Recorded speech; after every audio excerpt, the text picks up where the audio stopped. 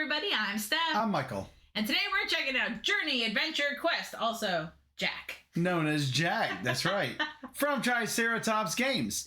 This game plays 1 to 6 players and has a box playtime of 60 minutes.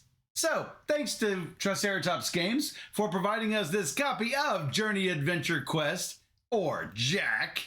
But they didn't give it to us in exchange for this video. They gave it to us because they know we like to play all the games. That's right. So, let's go ahead and take a look at this really fun game.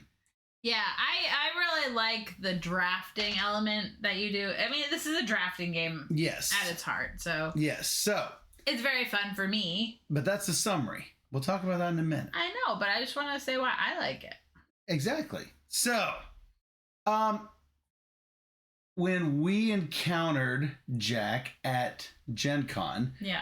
I had never heard of Triceratops Games before. And they said, hey, we have JAQ. And I said, hey, we will review it because it caught my eye.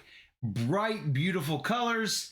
I love dungeon crawl sort of games. But, as with new publishers, you tend to be a little bit skeptical. Because, a lot of times, first-time games from a publisher tend to not do very well. And I'm not sure if this is their first game, but it's their first game that at least has been on my radar. Anyway, in Journey Adventure Quest, you are going to have several journey cards, which will enable you to complete adventures and possibly quests. So that's where those 3 types of cards come in. During each journey, we are going to draft from 7 journey cards, drafting and passing them around the table. You are going to go through 2 days worth of a journey. At the start of the game, you will receive 5 adventure cards, of which you will choose 3 of them to try to complete. Obviously, you want to get cards that have similar sorts of features. So, as you can see here, I'm trying to get spell cards, and you'll notice that they each have a requirement of 2 spell cards. If I can get a couple of spell cards, I am good and set for all of these adventures. Notice I also tried to get some overlap with these blue symbols and black symbols. I also need a few belts and maybe some of these yellow symbols. Hey, I'd be good to go with my adventures if I can get all of those. Everybody gets a standard body, and this is a body that is completely naked. And by that, I mean there's nothing on this character. No helmet, no armor, no offhand, no weapon, no belt, and no spells. So, everybody gets a dawn, noon, and dusk board. And you are going to need to draw a monster card of levels 1, 2, and 3. So, I should mention that you will need to cull your journey and quest decks before you play. There are 2 ways you can play. You can play in cooperative mode, or actually they call it non-competitive mode, or competitive mode. Right. So if you are playing on non-competitive mode, you will need to take out all of the ones with the crossed swords, and vice versa. If you're playing in competitive, you need to take out all of these. Further, you will need to make sure that you are playing with cards for your player count. You'll notice this says 4 dots. That means you need at least 4 players to play in a game with this card. There aren't that many. Like, I think we had to take out like 3 or 4 cards or something. Right. Competitive mode, so. So, there will be 3 quests. We will turn those up. And obviously, all of these quests are for competitive mode. I think the journeys was the one that you said that we didn't have to take out based on player count. There are actually quite a few of these that are marked certain ways. You'll notice that first and second place with this attribute are going to score points at the end of the game. Looks like we've got knowledge and weapon cards and the yellow icon. Hey, that works out for me with my 3 yellow icons that I need. So in competitive mode, notice we've got this monster that's flipped up on the first day, this vicious bog vine.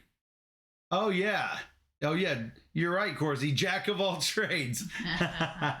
So this vicious bog vine, if you are playing in competitive mode, you're gonna need to fish out the corresponding loot card. They all have the same color background. Obviously, it's a smaller card, but it needs to match whatever is on this top line. So for Vicious, we're going to have to find the Vicious card.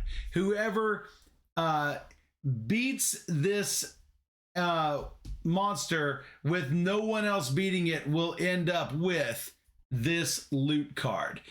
Everyone who beats the monster is going to get the bounty for this, but only one player could get the loot card. So we're going to put these up here. After you have set up the game and selected the adventures that you're going through, you're going to flip the monster card up, and there's a really cool way of upgrading that I will explain here in a little bit. Deal 7 journey cards to each player, and you're going to play through 2 days. You are going to first draft your Dawn card and pass the remaining cards. Now you notice I've got a whole bunch of spell cards, and depending on my player count, I might realize, oh hey, these spell cards are probably going to come back around to me, so I may pass them on, instead keeping this Kraken Crown of Madness. Now, there's a cost on each of these cards. Notice that this costs 2 coins. Some things make you pay in blood. That means that you are going to have to take 2 of these cubes. These cubes are not great. This is minus 2 points at the end of the game. 1 point for each blood drop. If you cannot pay for a card, you are going to have to sell it for 2 coins. Everybody starts off with 3 coins. Anyway, I'm going to draft this card. I'm going to place it face down so no one else can see it. Then I'm going to pass these cards, selecting the next set of cards, and we're going to lather, rinse, and repeat. Notice all of these cards will tell you exactly where you can put them. It might be armor or belts or helmets or offhand items. Here is the cool part to this game. Let's say that I get this smoldering infernal helm. It's going to give me 1 point of attack, 1 point of defense, and 3 victory points. Also, there's a temporary icon of minus 2 knowledge. It's not going to help me very much on the knowledge side, let me tell you. No. But the next helmet card that I draft will cover that up, like so. This is the Scorpion Arid head wrap. You'll notice that I would be at +1, -1, plus another 1, but this one is temporary. Notice some of the minuses are in the permanent row. I would effectively have 1 attack, 3 knowledge, and 1 defense, adding everything up. The next helmet card that I get, it's going to further change my helmet, and I've effectively got 3 minus 1 is 2 attack, 3 minus 1 is 2 knowledge, and 2 minus 1 is 1 defense. You're upgrading, or in some cases slightly downgrading, based on what you have. First one you draft goes here, then the next one, then the next one. As you go, you are upgrading hopefully upgrading your helmet or armor or offhand. So They also have points on them too, so. now notice you're going to want to put 1 thing in every spot except the spell spot, because if you do not, if you keep the offhand naked or unused, it's going to be -5 victory points at the end of the game. Don't do that. So, after you have drafted 3 cards, let's see. I will, looking at what I need on my things, I will do this for the offhand, and then I'll get another batch of cards, and I'll see, oh, look, some weapons, some offhands. I already put one on the offhand, so let's go ahead. Oh, notice some of these cards are rainbow cards. They're going to count as any of the color types. I am going to do something like this. Oh, that's a light color. That looks nice. I will do that. Then, after we have drafted 3 cards, we'll have 4 cards left, but hey, we're going to need to play our dawn, noon, and dusk cards.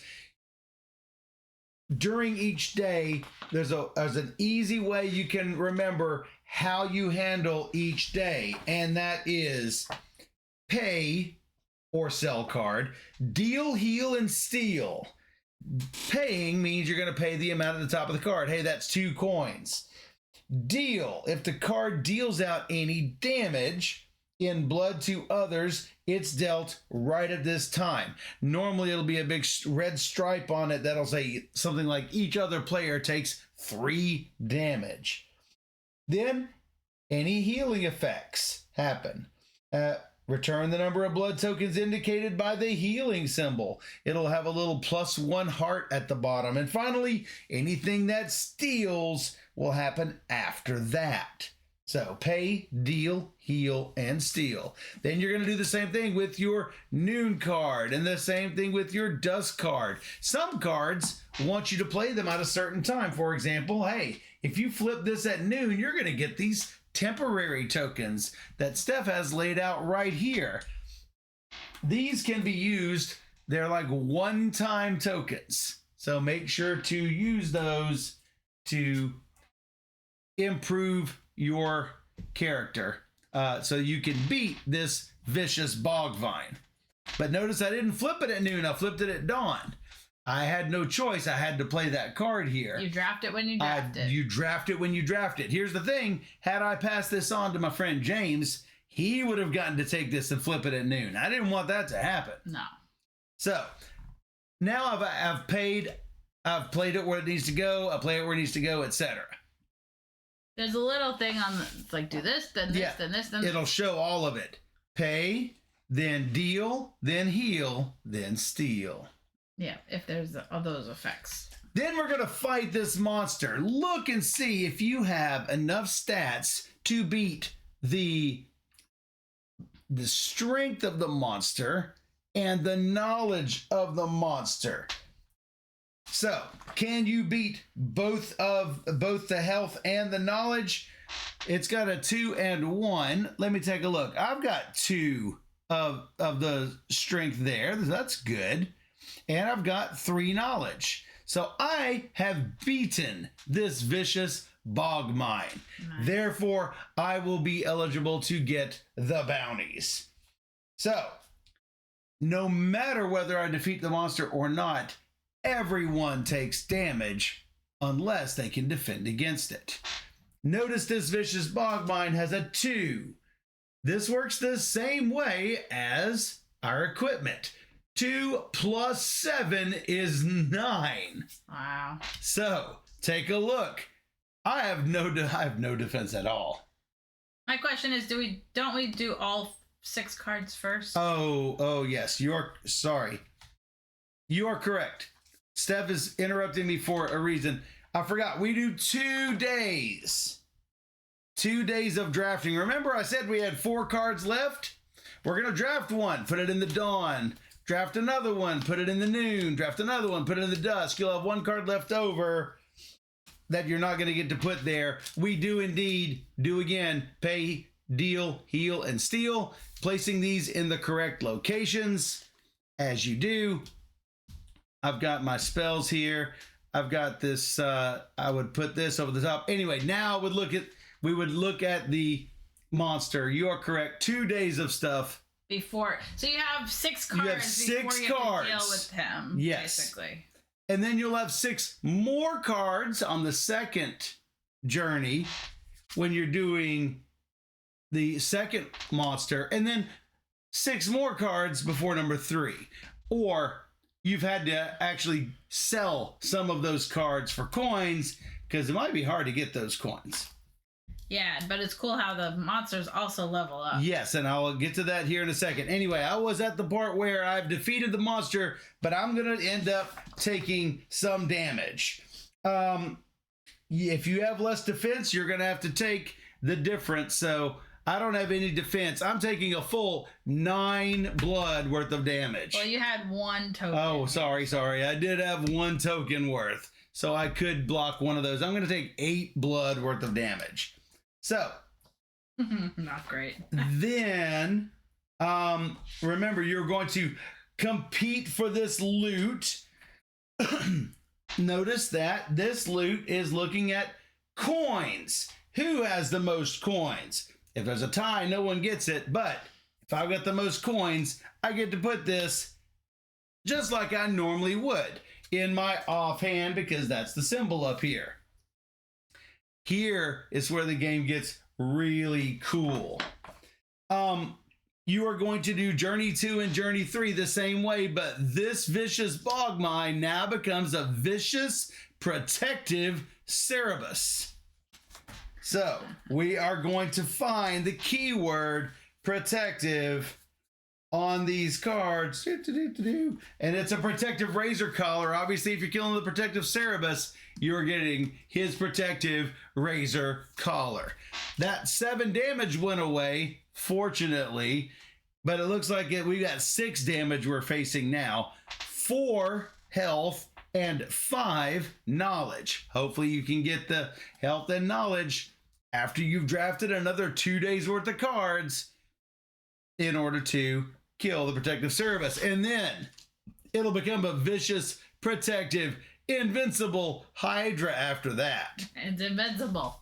It's invincible. Actually, all the monsters are relatively invincible because you never really kill them, you just defeat them. That's right. So anyway, at the end of the game, you are going to get points. There is a handy dandy scorekeeper that you can use to count up all of your stuff. As you see, we played a 4-player game. At the end of the game, you are going to count up all of your existing points, which you will be collecting throughout the game.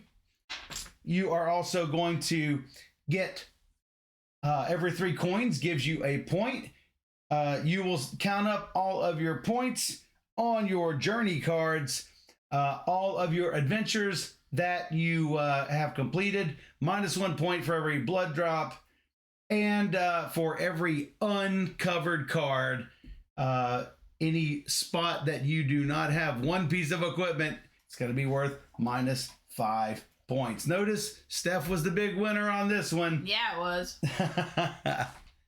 I was totally the big loser, but I enjoyed this game so much that it made my top games of the month for the month that we played this, which I believe was August Or September. Yeah. When we originally played it, yeah. It's been a minute. It's been a minute. But we did have a great time. Really good with bigger player counts because drafting. That's right. And I absolutely love drafting, as I know you do as well. I do. I'm trying to pull it up on my top 10 for that month. And if I remember correctly, it was a month that we played a lot of games. Well, we did play a lot in August and September, so that would make sense. So. Yeah. So looking it comes to with see. this really nice tray, which is great too. Yeah, I played 81 new games that month.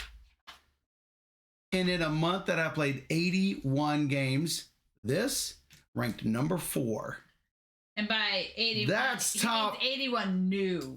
81 new games that month. And it ranked number 4. So we're talking top 5% of the games that really I good. played.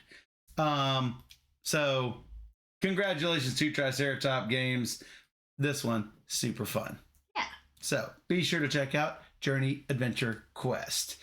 And you can have fun with your own JAQ. That's right. So, if you enjoyed this game overview and you want to see more just like it, come join us on YouTube. Just search for Board Gamer Steph, where we have almost 2,000 videos for you to watch. We have overviews, rules teaches, playthroughs, top 10 videos, and weekly recaps for you to watch. Or even better, you can join us on twitch.tv/BoardGamerSteph, where we stream every Wednesday and Sunday night at 5 p.m. Central, and we bring you 3 games or more every single stream. So come join us on Twitch, where we play all the games. And for those on Twitch, we'll be right back.